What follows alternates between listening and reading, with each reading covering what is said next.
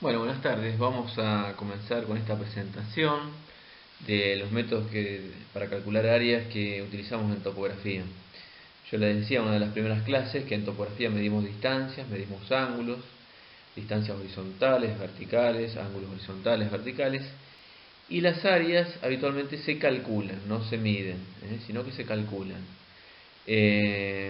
Vamos a clasificar los métodos de cálculo de áreas en tres grupos, digamos, numéricos, que son los que permiten con las mediciones que hacemos a campo realizar las determinaciones del cálculo de área.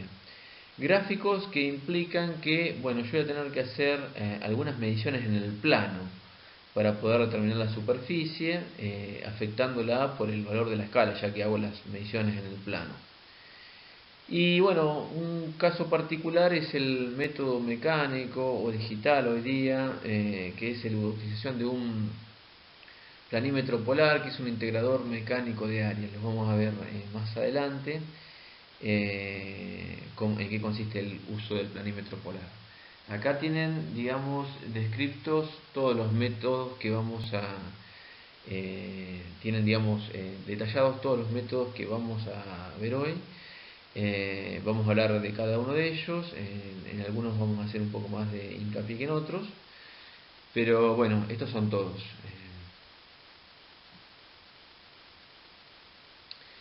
Bueno, dentro de los métodos numéricos, recuerden, eran aquellos que nos permitían determinar la superficie con las mediciones que hacemos en el campo. Acá tenemos el método de la descomposición de triángulos, es el primero que vemos para determinar superficies en los métodos numéricos. Consiste básicamente, como se ve en la imagen, en digamos, dividir un polígono determinado en triángulos, midiendo todos sus lados externos, digamos, todos los lados que componen el polígono, y las diagonales que sean necesarias para que me terminen quedando la figura descompuesta en triángulos. Acá se ve que me queda este polígono ABCDE descompuesto en tres triángulos: ABC, ACD y ADE. Para cada uno de esos triángulos yo puedo determinar la superficie, por ejemplo, con el método de Herón, que consiste en sumar el perímetro de la figura y dividirla por dos. Eso se llama semiperímetro. Por ejemplo, en el triángulo ABC yo sumaría AB, BC y CA, y a eso lo dividiría por 2, a esa suma. El perímetro del triángulo dividido 2 me da el semiperímetro, y con eso recurro a la expresión de Herón, que es la que vemos arriba de todo, donde dice que la superficie es la raíz cuadrada del semiperímetro, que es ese valor que obtuvimos sumando los lados y dividiéndolos por 2, por el semiperímetro menos uno de los lados, podría ser el AB, por el semiperímetro menos otro de sus lados, como el BC, por el semiperímetro menos el tercer lado, que podría ser el CA. Fíjense que entonces adentro de la raíz tengo una expresión que multiplica una medida lineal, como es el semiperímetro, por otras tres medidas también lineales. P menos A me va a dar en metros, P menos B me va a dar en metros y P menos C me va a dar en metros. Es decir, lo que tengo adentro de la raíz es metros a la cuarta. Cuando yo saque la raíz cuadrada de eso, me va a quedar metro cuadrado. Esta es la expresión de Herón para determinar la superficie de un triángulo cualquiera de ellos sea. No tiene por qué ser un triángulo rectángulo, ¿no? Conociendo los tres lados de cualquier triángulo, yo por esta expresión puedo determinar la superficie del triángulo. Bueno, obviamente la superficie total del polígono va a ser la superficie de los tres triángulos estos que tengo acá sumados. Yo en el campo lo que tuve que hacer fue medir todos los lados del polígono y medir todas las diagonales.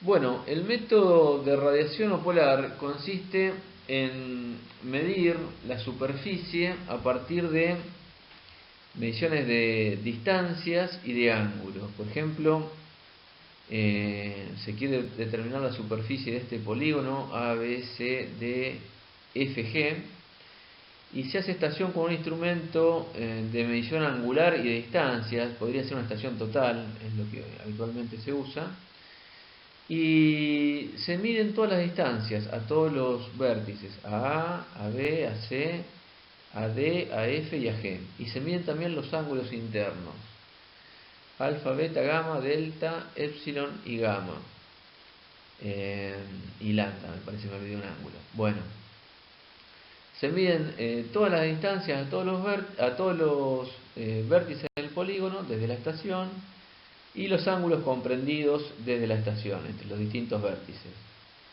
Con eso yo puedo descomponer la superficie. Fíjense que de cada triángulo que se me forma desde la estación, yo tengo tres elementos, dos lados y un ángulo. Es decir, con un ángulo y dos lados yo puedo determinar los restantes elementos. Es decir,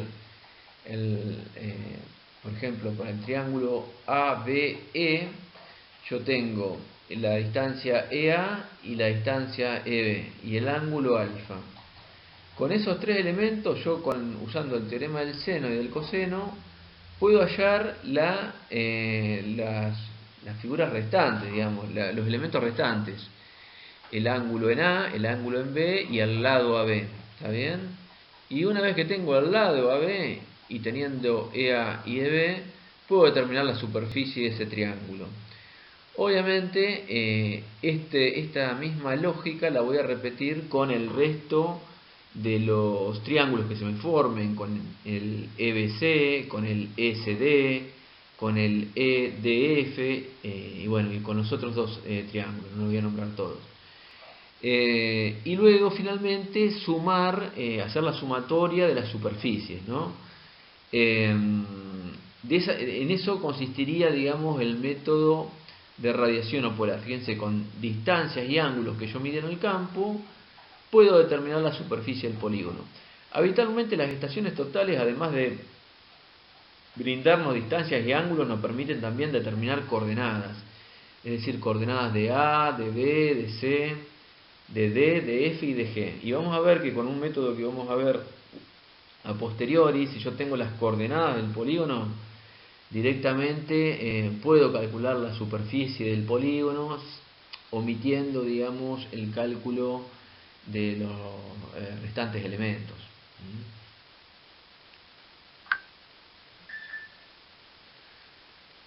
Bueno, acá tenemos otro de los métodos de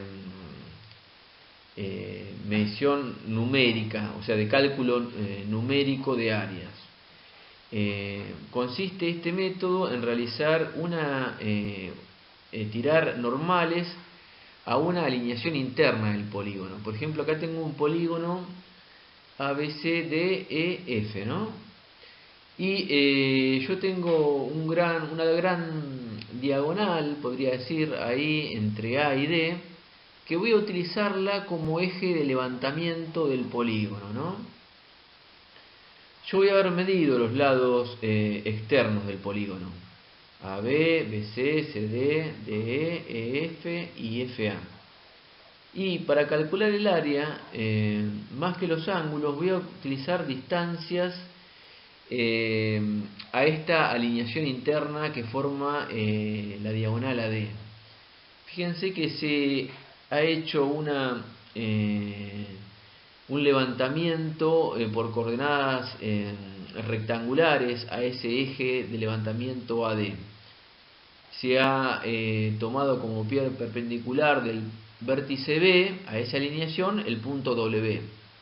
Como pie perpendicular de F el punto X, como pie perpendicular de C el punto Y, y como pie perpendicular de E el punto Z. Entonces yo lo que voy a hacer es medir las progresivas, la progresiva AD, la progresiva WX, la progresiva XY, y esas, bueno, la IZ y la ZD, y con esas distancias y con las distancias desde el punto E a Z, desde el punto F a X, desde el punto B a W y desde el punto C a Y, con esas distancias, fíjense que se me forman triángulos rectángulos y trapecios. Por ejemplo, el triángulo ABW, que es rectángulo, ¿no? En el punto W. O el triángulo AXF, o el triángulo CYD, o el triángulo DZE. Se me forman 4 triángulos. Y se me forman 2 trapecios, el BCYW y el FXZE. Como yo todas estas distancias las tomo, la AW, la WB, la WY, la YC y las restantes ZE, XF, yo tengo distancias y digamos alturas y bases. Para los distintos triángulos, por ejemplo, para el triángulo AWB hago la base, que es AW por WB por la altura, o sea que es WB, y lo divido por 2. Eso me da la base del triángulo, perdón, la superficie del triángulo ABW. Lo propio hago con los otros 3 triángulos, ¿no? Y también hago lo propio con el trapecio BWYC y con el trapecio FXZE. Como en el caso de los trapecios, voy a usar la suma de las bases, que sería BW más CY por la altura, que sería la distancia WI. La suma de las bases por la altura dividido 2 me da la superficie del trapecio, ¿no? Y lo mismo hago con el otro trapecio. Sumando la superficie de estos triángulos parciales y de estos 2 trapecios, de los 4 triángulos, 2 trapecios, yo llego a la superficie del polígono. Fíjense que para hallar todas estas distancias progresivas y distancias al eje, yo lo que utilicé fue básicamente jalones y cintas, ¿no es cierto? Y un pentaprisma que me diera el pie de la perpendicular, que me ubicara el punto W, el punto X, el punto Y y el punto Z. Y luego con las cintas medí la distancia W y la distancia WB y el resto de las distancias. Es decir, que con 2 cintas, unos jalones y un pentaprisma, yo puedo calcular con mucha precisión la superficie de un polígono a campo, sin necesidad, digamos, de medir ángulos con un gonión, con un teodolito, con una estación total, ¿no? Que es un instrumento general más complejo, más costoso.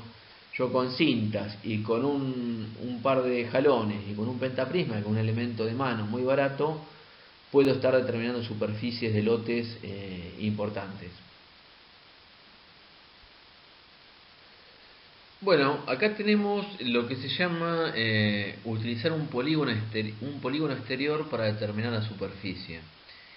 Esto consiste, el método del polígono exterior consiste en rodear mi polígono con un rectángulo o un cuadrado que envuelva completamente al polígono.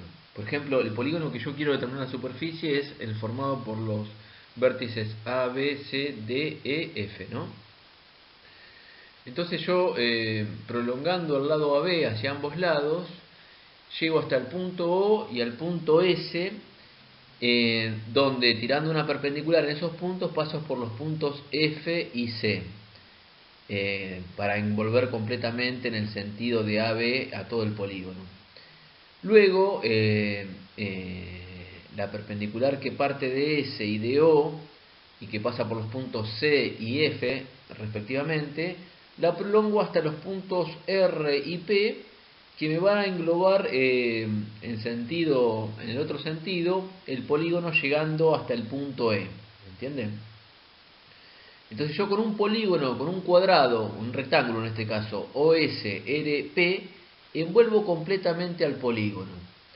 Entonces la superficie del polígono va a resultar como el producto de OS por SR, es decir, la superficie de todo el rectángulo, a la cual le voy a restar los triángulos y trapecios que no formen parte del polígono, como por ejemplo el triángulo OAF o el triángulo BCS, el triángulo FPE, el triángulo EDO y el trapecio DOCR.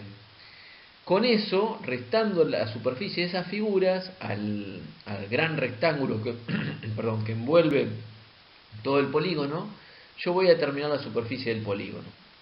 Obviamente acá también voy a usar jalones, cintas y pentaprisma. No necesito utilizar ningún instrumento de medición angular como un teolito o estación total, ¿no?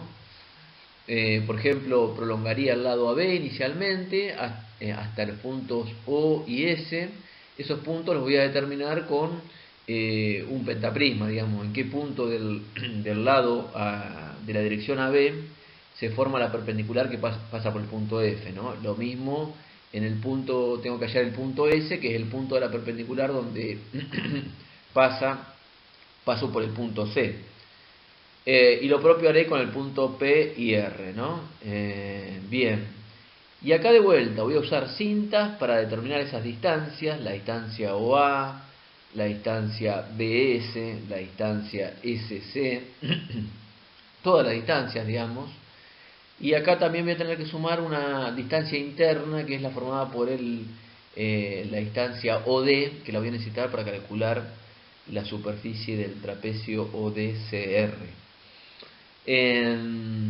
Bueno, entonces de vuelta, utilizando solo cintas, un pentaprisma y jalones, yo voy a poder determinar todas estas distancias y determinar la superficie del polígono de una forma relativamente simple y muy económica, ¿no? Con un par de operarios lo pueden resolver en poco tiempo.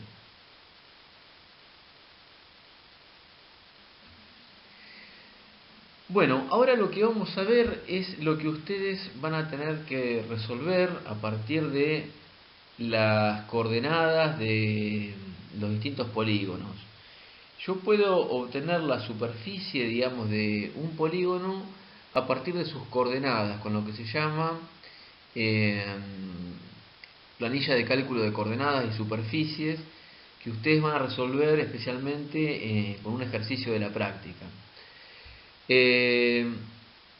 Ustedes supuestamente, a partir de la medición de los lados y los ángulos de un azimut de arranque, que habitualmente es el azimut en A, el azimut de A hacia B, y a partir de las coordenadas iniciales que podemos tener de un vértice, le van a asignar inicialmente coordenadas al resto de los vértices, al vértice B, C, D y E. Entonces vamos a contar con las coordenadas de todos los vértices, las coordenadas X y las coordenadas Y. Acá en el gráfico ven que en topografía usamos como eje de abscisas el eje vertical, digamos, como eje X, al revés que en matemáticas, ¿no? Y el eje horizontal, el eje de las Y, es el eje de ordenadas. Y los ángulos crecen en sentido horario partiendo del eje X hacia el eje Y. Bien. Entonces conocemos las coordenadas de cada vértice del polígono. De los 5 vértices de este polígono ABCDE conocemos las coordenadas, tanto X como Y. Y fíjense en qué consiste este método del cálculo de superficies por el método de los trapecios, así se llama. Fíjense que cada lado del polígono forma la proyección de cada lado sobre el eje X, en este caso, forma un trapecio. Fíjense, al lado AB forma un trapecio que está simbolizado con un rayado en diagonal de derecha a izquierda, digamos. No obstante, se ve con distintos colores porque se ve como un reticulado cuadriculado el AB, porque está superpuesto con el de otros trapecios. Pero fíjense que se forman todos trapecios, cada lado con el eje X, la proyección de cada lado con el eje X forma trapecios. También el BC forma un trapecio, el CD, el DE y el EA. Todos forman un trapecio. La superficie de un trapecio se calcula como la suma de las bases por la altura dividido 2. ¿Ven? Ahí arriba de todo tienen una figura de un trapecio donde se ve base mayor arriba, simbolizada con BM mayúscula, base menor abajo con BM minúscula y H con altura. Si yo a la base mayor le sumo la base menor al costado, fíjense, en línea punteada, y lo multiplico por la altura, a mí me da el doble de, de la superficie que yo estoy buscando, ¿no? Es decir, base mayor más base menor por altura me da el doble de la superficie del trapecio. Entonces a eso yo lo divido por 2. ¿En qué consiste esto? Fíjense, ¿con qué se corresponden las bases? El trapecio BA, por ejemplo, tiene dos bases. La base mayor sería la ubicación del punto A, la distancia del punto A al eje X, que es la I de A. Y la base menor sería la I de B, que sería la distancia del punto B al eje X. Y la altura es el delta X que hay entre A y B, ¿no?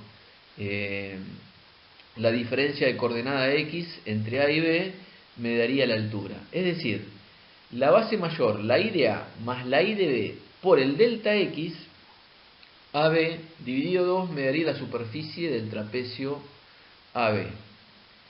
Lo mismo pasaría con el trapecio BC, sería la base de B, la base menor sería la I de B, la base mayor la I de C, por la altura, que sería el delta X entre B y C, dividido 2 me daría la superficie que tiene ese trapecio. Y así con todos los trapecios, también con el que forma el lado CD, con el que forma el lado DE y con el que forma el lado EA. Fíjense cómo se puede determinar la superficie por este método de los trapecios. Fíjense que hay dos lados, el CD y el DE, que tienen la mayor superficie, digamos, contemplan, engloban al resto de los trapecios, el CD y el ED. Si a la superficie del trapecio que forma el lado CD le sumo la superficie del trapecio que forma el lado DE, y después le resto la superficie del trapecio que forma el lado EA, la del trapecio que forma el lado AB y la del trapecio que forma el lado BC, me va a estar quedando la superficie del polígono. No sé si me siguen. Si a la del lado CD y DE, a los trapecios que forman el lado CD y DE, yo le resto la del trapecio que forma el lado EA, AB y BC, me queda la superficie del polígono. Entonces, eso es lo que hago yo para calcular la superficie del polígono por el método de los trapecios. Sumo los productos que me dan la suma de las bases, que serían la suma de las I en este caso, por los delta X. Ahora, fíjense que los delta X tienen signo. El delta X EA, AB y DC son positivos, porque cuando voy de E a A, de A a B y de B a C, yo subo en X. En cambio, cuando voy de C a D y de D a E, bajo en X. Es decir, que ya tengo el signo de los trapecios que tienen que sumar y que restar. Es decir, la suma algebraica de las superficies me va a dar la superficie del polígono finalmente. ¿Por qué? Porque los que envuelven, en este caso que son CD y DE, que envuelven a los otros tres, tienen signo negativo en este caso. Y los otros tres que son envueltos tienen signo positivo. Los otros tres le van a restar superficie a los que forman el lado CD y DE. Entonces, como tienen signos contrarios, sencillamente la suma de las superficies de los distintos trapecios con su signo me va a dar la superficie del polígono. En este caso me va a dar superficie negativa, obviamente, porque los trapecios más grandes son los que tienen signo negativo, el CD y el DE. Fíjense que baja el delta X cuando voy de C a D y de D a E, por lo tanto el delta X es negativo. Pero no importa, porque yo voy a tomar el valor absoluto como valor final. Entonces, el método de los trapecios consiste en calcular la superficie del trapecio que forma cada lado del polígono proyectado sobre cada uno de los ejes, en este caso el eje X, sumado al resto de los trapecios que forman el resto de los lados, ¿no? Ahora lo vamos a hacer con el otro eje y van a ver que esto tiene una forma de control, digamos, de si todo lo que hicimos está bien. Bueno, fíjense acá lo que les decía. es exactamente el mismo polígono, ABCDE. Bueno, en ese polígono, ahora de vuelta, cada lado, la proyección de los lados del polígono, ahora sobre el eje Y, me va a generar trapecios también, ¿ven? El AB me genera un trapecio, también el BC, el CD, el DE y el EA. Trapecios con distintas superficies cada uno de ellos, ¿no? Pero bueno, ahora hay alguna diferencia, fíjense, las bases ahora son, por ejemplo, la suma de las X en vez de la suma de las Y. La superficie del trapecio AB es la X de A, que es la base menor, más la X de B, que es la base mayor, por la altura, que la altura va a ser el delta I entre A y B. Ahora la altura está formada por el delta I, y la suma de las bases va a ser la suma de las coordenadas X de cada lado. Lo mismo va a pasar con el resto del lado. El lado BC también. La X de B, le sumo la X de C, eso es la suma de las bases. Por el delta I BC me da la superficie del trapecio que forma el lado BC, el doble de la superficie. Al final, yo eso lo divido por 2 y me da la superficie del trapecio. Y lo mismo con el resto de los trapecios. Y acá pasa algo similar a lo que pasaba cuando proyectaba yo sobre el eje X, como lo hacía recién. La suma de las X, la suma de las bases siempre va a ser valores positivos, ¿no es cierto?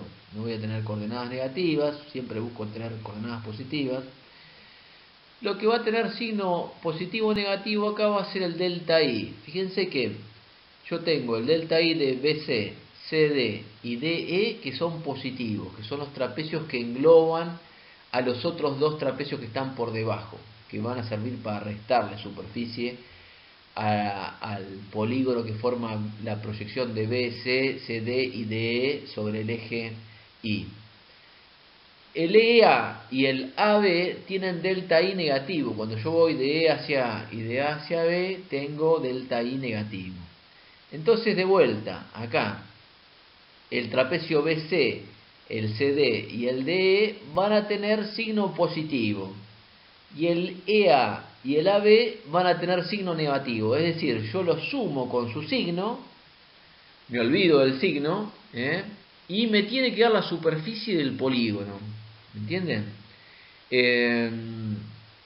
Yo siempre hice el producto de las bases, la suma de las bases, el producto de la suma de las bases por el delta de I en este caso.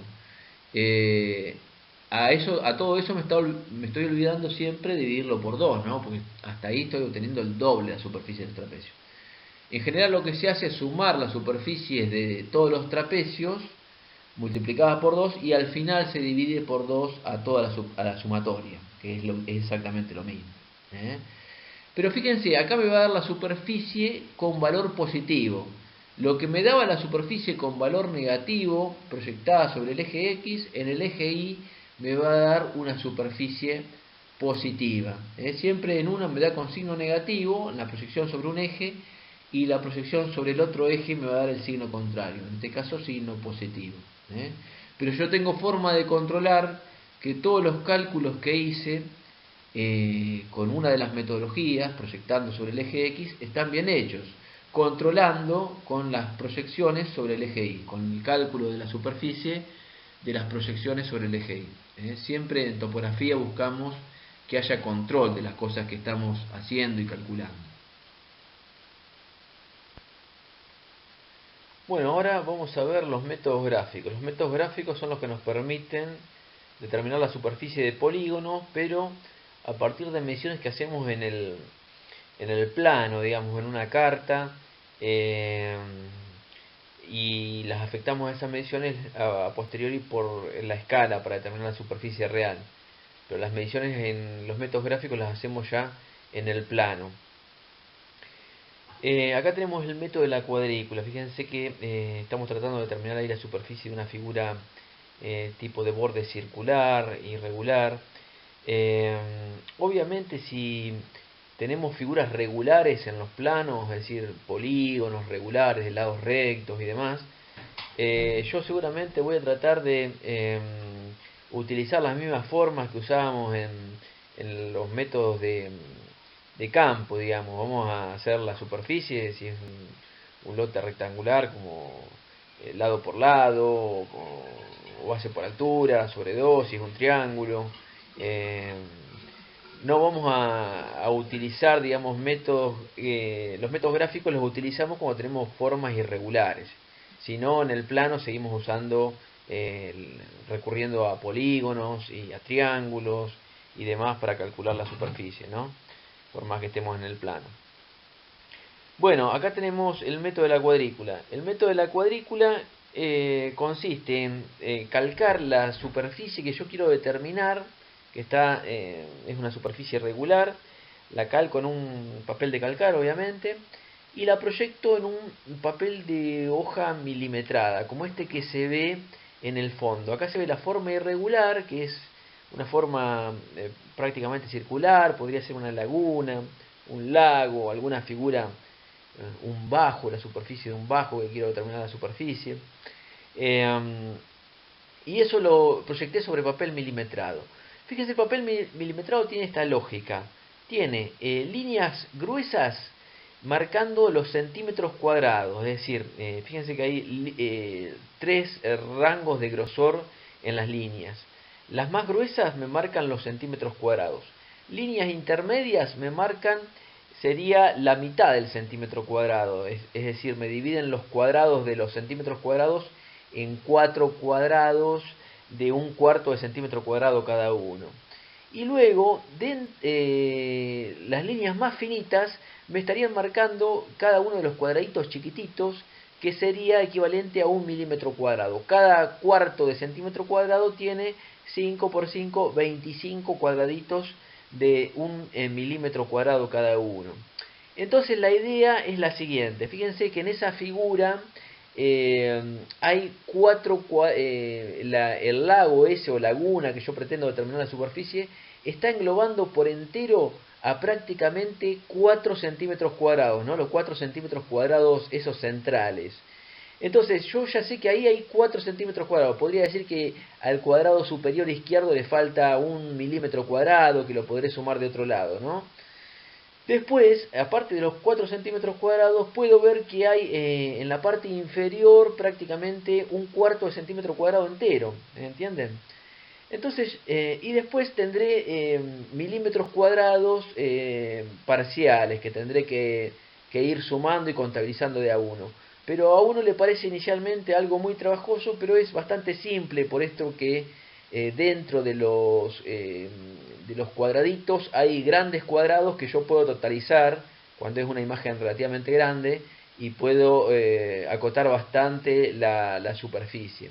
Después van a ver que hay milímetros cuadrados que están particionados, es decir, que justo la línea pasa por la mitad, entonces yo tendré que contabilizar o ir integrando mitad de milímetros cuadrados y demás, pero es una superficie, un método que rápidamente uno puede determinar una superficie en forma bastante aproximada y es bastante preciso, ¿no?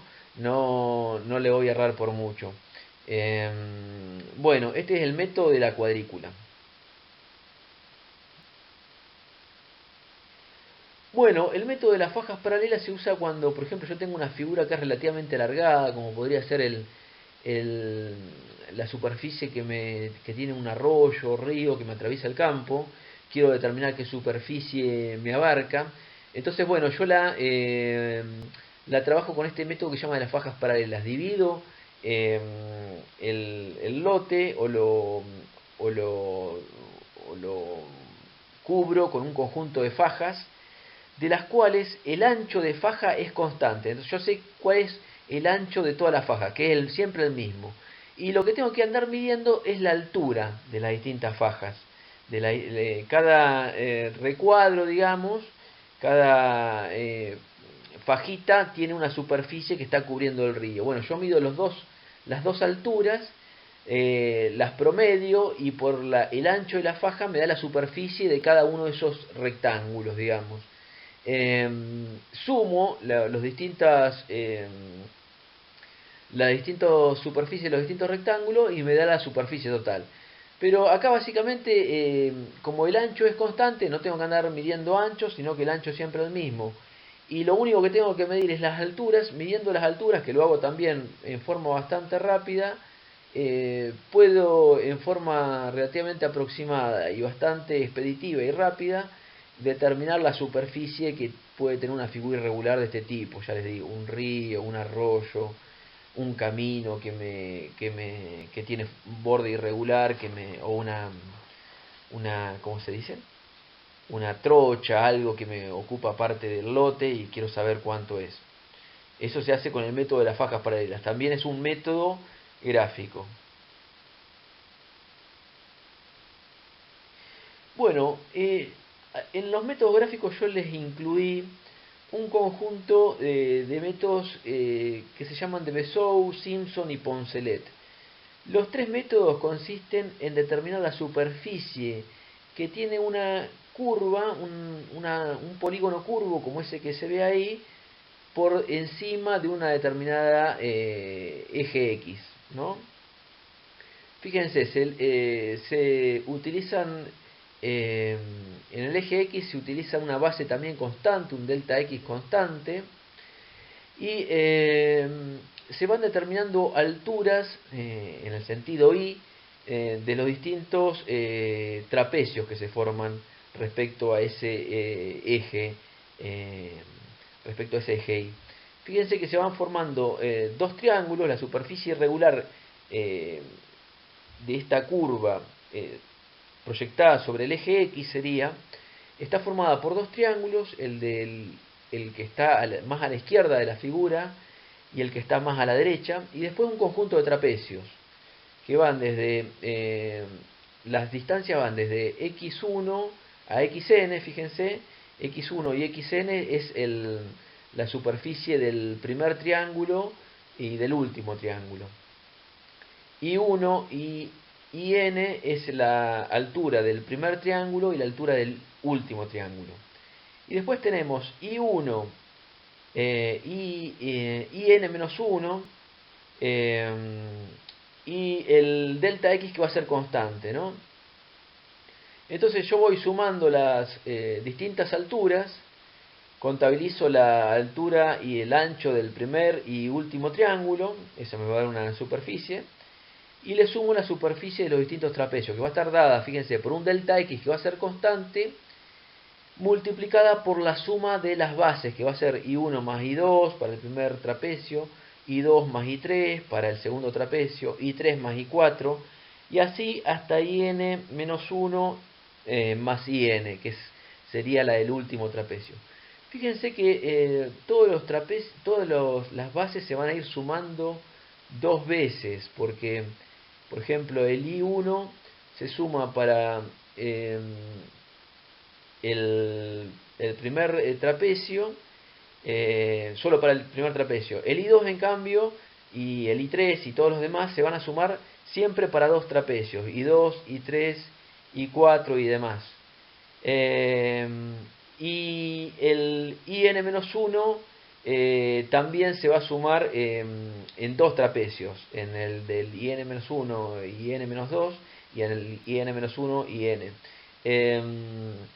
Entonces, todas esas bases se van a terminar sumando dos veces, y fíjense que la expresión de cálculo es la superficie de los dos triángulos, IX1 por I1 sobre 2, más la del último, IXN por IN sobre 2, está en el primer término y en el último término respectivamente, más el delta X por la suma de las bases, I1 más I2 sobre 2, más I2 más I3 sobre 2, más IN menos 1 más IN sobre 2. Todas, fíjense que están expresadas en un único término los dos triángulos, IX1 por I1 sobre 2, más IXN por IN sobre 2. Y delta X se multiplica por I1 más IN dividido 2, ¿no? Y el resto de las bases se van a van a estar dos veces, entonces no tiene sentido dividirlas por dos. Por eso lo que yo termino haciendo es sumando todas las bases, menos la primera y la anteúltima, digamos, y 1 y n, que esas sí las voy a tener que dividir por dos porque intervienen solo en uno de los trapecios. Después todas las otras van por entero. Entonces esta es la expresión de cálculo final de Bezout. Simpson y Poncelet tienen una forma relativamente similar a esto, y es un poco más complejo y en consecuencia lo vamos a omitir, pero entiendan que es la superficie de una figura irregular que se determina sobre un eje, en este caso el eje X, y surge como la suma básicamente de triángulos y trapecios, en los cuales los trapecios tienen un ancho de faja uniforme, en este caso delta X.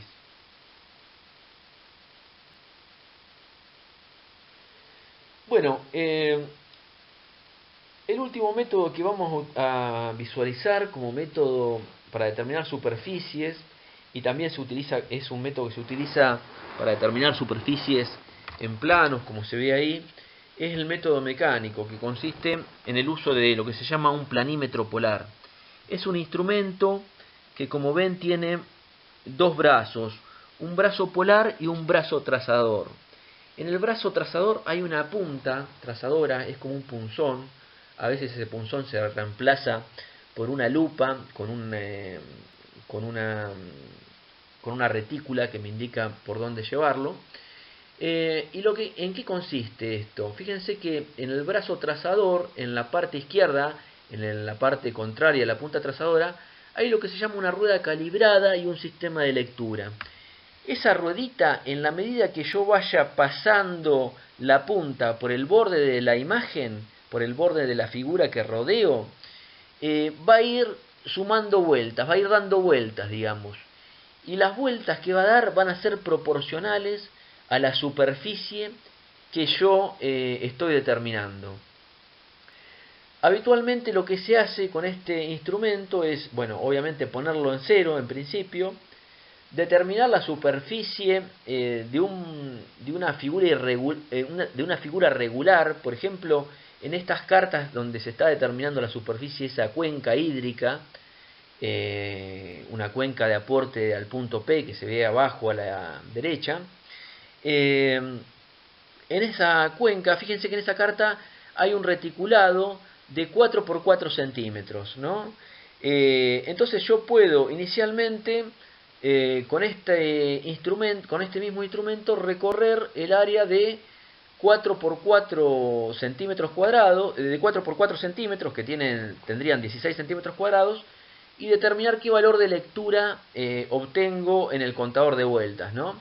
Entonces yo digo, bueno, si para estos 16 centímetros cuadrados obtuve X valor de lectura, bueno, este otro valor de lectura que obtengo cuando recorro toda la cuenca se corresponderá con proporcionalmente y centímetros cuadrados sería. Si para 16 centímetros cuadrados, si tal número de vueltas se correspondía con 16 centímetros cuadrados, este otro número de vueltas, que seguramente va a ser mayor porque esa figura que parezco rodear ahí de la cuenca del punto P parece más grande que 16 centímetros cuadrados, bueno, se corresponderá con y centímetros cuadrados que tiene la cuenca. Entonces sencillamente yo parto de un punto con habiendo colocado el valor en cero, digamos, en el sistema de lectura y de cuenta vueltas, lo coloco en cero, parto de un punto, rodeo la figura en sentido horario, vuelvo al punto de partida y cuento las vueltas que di. Y esas vueltas las relaciono, digamos, con lo que se llama constante del instrumento. Es decir, la constante me dice que, bueno, por cada vuelta que yo doy con esa rueda calibrada, se corresponde con X centímetros cuadrados, ¿no? Bueno, el instrumento, fíjense que el brazo polar y el brazo trazador están articulados en la parte central, y el ángulo que forma el brazo trazador y el brazo polar se va a ir abriendo o cerrando en la medida que yo voy arrastrando la punta trazadora, ¿no? Pero bueno, en definitiva es un método muy práctico y también muy sencillo para determinar rápidamente la superficie de una figura irregular, como la que vemos ahí, en poco tiempo. Ahí tienen un zoom, digamos, de lo que sería el sistema de lectura para contabilizar las vueltas y su fracción de vueltas. Fíjense, las vueltas, el contador de vueltas enteras ahí me indica que he dado casi 2 vueltas, ¿no? 1, algo. Está el valor de el contador de vueltas enteras me indica con un triangulito negro que esto está bastante cerca del 2, pero que no llega al 2, ¿no? Está entre 1 y 2. Es 1, uno diría 8, algo así. ¿Qué me indica la fracción de vuelta? Es una vuelta y algo, ¿no? 1, fíjense, la rueda tiene lo que se llama un tambor graduado en 100 partes. Y acompañando a esa rueda, del lado izquierdo hay lo que se llama un nonio. El cero del nonio me indica en qué valor tengo que contabilizar la lectura del tambor. Fíjense, está entre el 8, entre el 8 y el 9, más cerca del 8, pero está casi llegando a los 85 sería, ¿no es cierto? Un poco antes, inclusive diría entre el 83 y el 84, más cerca del 84 estaría el cero del nonio, ¿no? El cero del nonio me dice que estoy en 83, casi 84. O sea que la lectura sería 1,83 vueltas hasta ahí. Y hay un último valor de lectura, que es la línea del nonio que coincide con la del tambor. Si ustedes se fijan, solo va a haber una línea del nonio que coincide con una línea del tambor. Yo mirando la imagen esta, se me ocurre que la que coincide bastante en posición es la del 7 del nonio, que coincide con la del 9 del tambor, ¿no es cierto? Esa es la que parece continuar de un lado al otro, ¿no es cierto? Entonces, la última lectura del nonio, el nonio me la daría la línea de coincidencia, que es la del 7, les decía yo. O sea, hasta ahora la lectura venía 1,83, 1,837, es decir, bastante cercano a 1,84. Es lógico, ¿no? El nonio está más cerca de 1,84 que de 1,83. 1,837 me indica el nonio con la línea de coincidencia del nonio con respecto al tambor, me da la última apreciación de la milésima de vuelta, sería 1,837 sería la lectura que yo me habría arrojado el contador de vueltas cuando yo recorrí la superficie de ese polígono que es irregular, ¿no es cierto? La cuenca de ese punto P. Bueno, hay artilugios cuando se utiliza el planímetro para determinar la superficie de distintos polígonos. De más está decir que cuando uno lleva cuando lleva la punta trazadora por el borde del perímetro, es probable que se desplace, ¿no?, a izquierda y a derecha de esa línea, obviamente en función del pulso de cada uno y del ojo que tenga para llevarla exactamente sobre el perímetro, sobre el borde, pero se va a ir desplazando. Entonces siempre es conveniente pegarle más de una vuelta al polígono, pegarle 2 o 3 vueltas y promediar el valor final, ¿no es cierto?, para tener un valor más preciso y más cercano. Ahí está señalado, fíjense, esta laguna que tiene una isla en el medio. Y bueno, lo que se quiere saber es la superficie de la laguna, descontada obviamente la superficie de tierra que tiene la isla. Entonces ahí fíjense, se parte de un punto de arranque, un punto inicial, señalado con la sigla PP ahí. Yo siempre voy a tener que marcar claramente cuál es el punto de arranque, porque si no, obviamente si parto de un punto y llego a otro punto, voy a ya empezar con un error grosero en la medición, ¿no? Parto de ese punto PP, voy a rodear toda la figura y voy a volver al mismo punto. Ya le digo, esto lo puedo hacer más de una vez, lo puedo hacer 2 o 3 veces, y claramente tengo que haber dejado marcado el punto ahí de arranque para no equivocarme, ¿no? Y terminar la medición en el punto de arranque. Acá lo que se ha hecho, fíjense, se ha unido con una línea punteada el borde de la laguna, el borde externo, digamos, y el borde interno de la isla, con una línea punteada. Entonces, ¿qué hago yo? Voy bordeando la laguna y cuando llego a esta línea punteada, la sigo y me acerco al borde de la isla y la recorro en sentido antihorario, fíjense, en sentido contrario al que estoy recorriendo la laguna. Si hago eso, lo que voy a estar haciendo es estar descontándole al valor que estoy integrando en forma horaria, al valor de la superficie de la laguna, le voy a estar descontando esta superficie de la isla que estoy recorriendo en sentido contrario, ¿no? Y fíjense que como vengo y vuelvo por la línea punteada, al recorrer la línea punteada no voy a estar sumando superficie, ¿no? Claramente, ¿eh? Solo la uso para ir y para volver a esa línea. Y después sigo recorriendo el borde de la laguna en sentido horario, ¿eh? Este se llama el método, el recorrido, digamos, con descuentos, digamos, a partir de unir el polígono principal con el polígono secundario con una línea punteada, ¿no?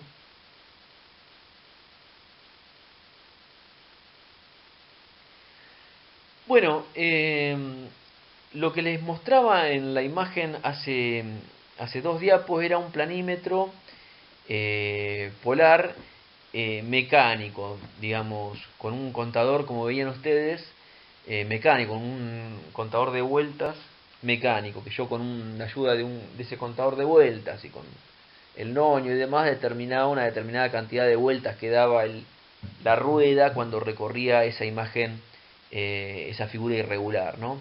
Hoy día los planímetros que se construyen y que se obtienen son digitales, es decir, uno tiene, son similares, tienen, como ven ustedes ahí, un polo que va a estar fijo, que es el brazo que se ve hacia arriba de la imagen, eso se va a estar fijo en el papel, y ese es el brazo polar. Y acá en el otro brazo estará el brazo trazador, digamos, que fíjense que yo les decía, en vez de tener una punta trazadora, ahora lo que tiene es como una lupa, que va a tener como una cruz, que esa cruz yo la voy a tener que ir llevando por el borde del perímetro de la figura que quiero determinar. Y en el extremo izquierdo del brazo trazador, en el lado contrario a la lupa, tengo lo que es la ruedita con el sistema contador. Ahora digital, es decir, tengo una pequeña pantalla ahí de cristal líquido, y directamente el planímetro me va a arrojar ahí o bien el número de vueltas o lo que es más común hoy día, ya tienen incluida, digamos, la conversión y me da directamente los centímetros cuadrados que yo rodeé cuando hice el recorrido por la figura, ¿no? Habitualmente estos planímetros, como tienen un pequeño microprocesador, tienen la posibilidad de hacer algunos cálculos y algunas transformaciones. Por ejemplo, uno le puede incorporar la escala del plano y directamente le arroja el valor de superficie en unidades agrarias, por ejemplo en hectáreas, o en metros cuadrados si lo prefiere, o en acres, si lo usa algún yankee, por ejemplo, le puede dar la superficie en acres. Pero es muy simple y es muy práctico, ¿no? Y muy cómodo. Eh, lo que ven acá es lo que se llama un planímetro digital, pero de carro móvil. ¿Qué quiere decir? Fíjense, lo que es el brazo polar ahora se ha reemplazado por ese especie de carro que tiene dos rueditas, ¿no? Que va a articular de alguna forma con el brazo trazador, pero ya no estoy limitado, digamos, con este sistema a una determinada superficie acotada, ¿no? Porque en la imagen anterior, si lo veían, el de carro fijo o en el del planímetro mecánico tradicional, uno tiene siempre uno de los brazos fijados al papel y que no se puede mover ese polo, ¿no es cierto? Por lo tanto, esos planímetros están limitados en la superficie que pueden recorrer. No me puedo separar mucho del polo S porque se me empieza a abrir mucho el brazo, se me empieza a formar un ángulo muy grande entre el brazo polar y el brazo trazador, cosa que no es conveniente. Entonces tiene sus limitaciones. Este de carro móvil, no. Este de carro móvil a mí me permite cubrir una gran superficie sin ningún problema. Total, el carro ese va articulando y, y, el, y el integrador sigue integrando superficie más allá de que yo me desplace una gran distancia, ¿no? En general, obviamente, voy a tratar de cubrir superficies pequeñas en un plano, pero si tuviese la necesidad, este de carro móvil, digamos, está mucho menos limitado en cuanto a superficie a cubrir. Fíjense ahí en la pantalla se ve, de cristal líquido, se ve el valor de superficie que está obteniendo.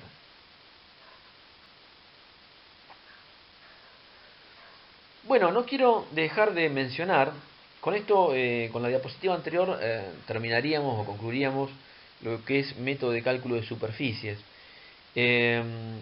No quiero dejar de mencionar la posibilidad que nos brinda el programa AutoCAD, digamos, de trabajar con alguna imagen escaneada de alguna carta. Por ejemplo, acá se escaneó una carta del IGM de escala 1 en 50.000. Y a modo de ejemplo, ¿no? Nomás se trató de realizar un polígono de la superficie de un bajo. ¿Ven eso que tienen sombreado ahí y que se ha circunscrito con una polilínea? Es un bajo, una superficie baja que en periodos de húmedos va a estar en general cubierta de agua. Es una superficie claramente irregular que está escalada, es decir, está en una escala determinada, 1 en 50.000 en este caso. Y bueno, yo con el AutoCAD puedo anexar una imagen escaneada como la de esta carta y trabajarla, esa imagen, escalarla, es decir, informarle a AutoCAD o prescribir que tiene una escala 1 en 50.000 la imagen. Entonces yo puedo rodear a continuación lo que he hecho es formar lo que se llama una polilínea. Me voy acercando con el zoom a la imagen y voy generando un polígono de manera de seguir el borde de esa figura de la manera más precisa posible, digamos, ¿no?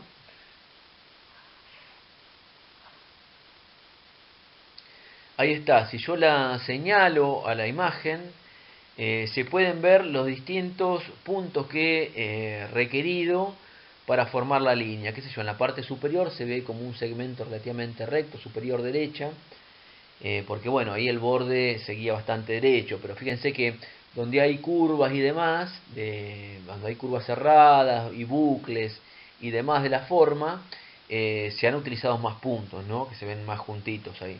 Pero bueno, uno con AutoCAD puede ir dándole zoom y puede ir marcando con mucha precisión el borde de la figura que quiere determinar, ¿no? Eh, Muy bien. De más está decirles y aconsejarles que si tienen posibilidad de tomar curso, AutoCAD es un programa que eh, es difícil aprenderlo por sí mismo, digamos. Yo les aconsejaría que tomen algún curso o pregunten con alguien conocido que lo sepa manejar. Los arquitectos lo usan mucho, o quizás ustedes mismos lo han usado en dibujo y representación.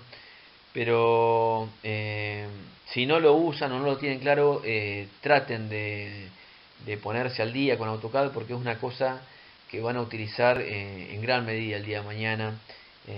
Les permite hacer muchas cosas, muchos trabajos de forma muy prolija. Todo lo que los planos y demás que les vamos a hacer en topografía no tiene sentido hoy en día. Hoy en día ya no se dibuja más con lapiceras y tablero y demás, se dibuja todo en AutoCAD. Entonces es importante que sepan las herramientas más básicas, digamos. No les pido que sean eximios utilitarios de AutoCAD, pero sí que manejen las herramientas más básicas. Acá, fíjense, una vez que yo señalé el polígono, me voy a una de las opciones, que es dentro de la opción herramientas de AutoCAD. Este es un AutoCAD, fíjense, 2007, capaz que si ustedes usan alguno más nuevo, tenga un formato, una interfaz relativamente distinta, pero seguramente los códigos van a ser similares. Acá yo iba a herramienta, consultar y consultar el área de esa polilínea, ¿no? Cuando voy a eso, esa es una de las posibilidades de hacerlo. O si no, fíjense, toco con el botón derecho del mouse la polilínea, la forma en este caso,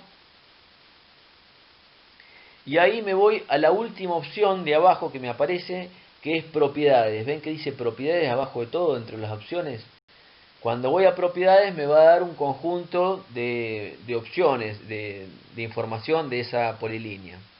Y entre otras, y que son las que me interesan a mí, fíjense que abajo de todo, en lo que hace al rubro, bueno, ahí está identificando a la polilínea, digamos, en el primer término, hay una información general, hay una visualización 3D, y después hay una información de geometría. Bueno, yo justo me paré en uno de los vértices que me da las coordenadas X e Y del vértice, pero lo que me interesa que vean es abajo de todo, tengo el área y la longitud, que no es otra cosa que la superficie de la polilínea esa, del polígono irregular ese que yo estoy tratando de determinar, y el perímetro del polígono ese. Que fíjense que era una figura de bordes irregulares y yo la transformé de alguna forma en un polígono regular, ¿no? Porque entre esos puntos ahora voy a considerar que hay rectas, ¿no? O sea, ya me olvido de que es una figura de bordes curvos. Ahora está bien, le hice zoom, traté de tomar muchos puntos, pero se transformó en una figura regular, digamos, de lados rectos, ¿está bien? Y fíjense que me da la longitud, que sería el perímetro, 4.631 metros sería, o sea 4,6 kilómetros tiene la vuelta a ese bajo. Y la superficie es 683.759,4998 metros cuadrados, ¿no? 683.800 prácticamente metros cuadrados. Eso recuerden que para llevarlo a hectárea lo tengo que dividir por 10.000, es decir, en hectáreas ese valor sería 68,37 hectáreas, o 68 hectáreas, 37 áreas, 59 centiáreas. La centiárea es equivalente al metro cuadrado. Bueno, con esto damos por concluido la clase. Espero que les sirva, que puedan utilizar parte de estos conocimientos algún día en su vida profesional. Y bueno, sigan estudiando y las consultas, por favor, no se las queden, traten de hacérnosla, háganos saber las dudas que tienen, los problemas que tienen con la materia y trataremos de guiarlos en esta cursada virtual. Muchas gracias.